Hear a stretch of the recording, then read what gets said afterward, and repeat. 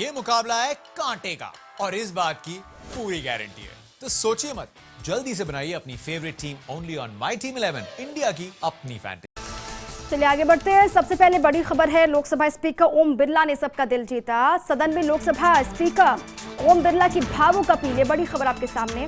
उन्होंने कहा कि असाधारण परिस्थितियों में सांसद देश को दे रहे सकारात्मक संदेश, लेकिन चर्चा के दरमियान सदन की गरिमा बनाए रखना भी बहुत जरूरी है। वाद विवाद, चर्चा, तर्क वितर्क, संवाद के दौरान आपसी सम्मान बनाए रखें। सभी सांसद तथ्यों के साथ कहें, आरोप प्रत्यारोप से बचें। हम सिर्फ सांसद नहीं, एक संस्था है जो लाखों लोगों का प्रतिनिधित्व करते हैं। सांसदों के अधिकारों का संरक्षण मेरी सर्वोच्च प्राथमिकता है। ये तमाम बातें लोकसभा स्पीकर ओम बिरला की तरफ से की गई हैं। वो आगे कहते हैं कि सदन की स्वस्थ परंपराओं को जीवंत बनाए रखना हम सबका दायित्व है। और अधीर रंजन चौधरी ने मांगी स्पीकर ओम बिरला से माफी, कहा तकलीफ जरूरत में आपकी ओर ही देखते हैं। हम आपका सम्मान और सहयोग करते हैं। हम सदन को गरिमा के साथ चलाएंगे। जब हम लोग घर में बैठे थे तब आपने सदन चलाने के लिए कड़ी मेहनत की। कोई भी सदस्य परेशानी में होता है तब आप उनकी समस्या सुलझाने में मदद करते हैं।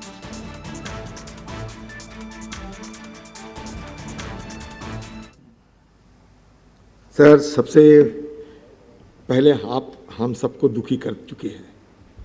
आप जब पीठ में बैठ के ये कहते हैं कि आपका अगर कोई गलती हो तो हम सबको सामने आप सर झुकाते हैं, सब ये हम सबके लिए बड़ा पीड़ादायक भी है।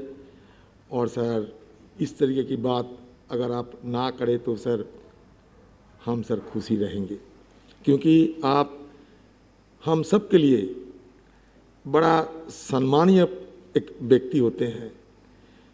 जब हम लोग कोरोना की चलते अपना अपना गांव चले गए, अपना अपना घर चले गए, तब भी आप अपना घर बार छोड़कर ये दिल्ली में सर दिन रात मेहनत किया, मशक्क़त की ये सदन चलाने के लिए। इससे बड़ा और क्या फ़र्ज एक स्पीकर साहब निभा सकते हैं मुझे मालूम नहीं है सर।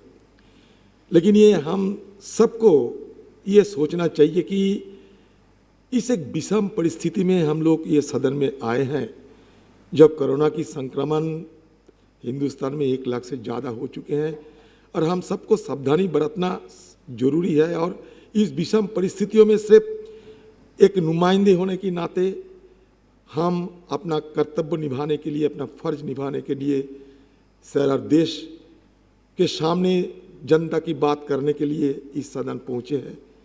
सरकार को काम है इस सरकार चलाना, हमारी काम है इस सरकार को काम के मदद करना। उसके साथ साथ हमारी अंदर में जो कुछ सवाल है, जो कुछ चर्चा करना चाहते हैं, सरकार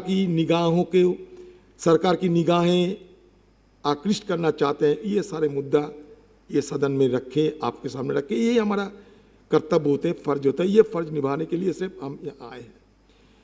तो सर, ये सदन हम सब के लिए है सर, ये कोई पक्ष या विपक्ष नहीं। जब सदन ये सब पक्ष के लिए बराबर होते हैं सर। तो सर, आप जिस दिन से सदन शुरू हुए हैं सर सराहना सामने इंसान को नहीं करना चाहते हैं।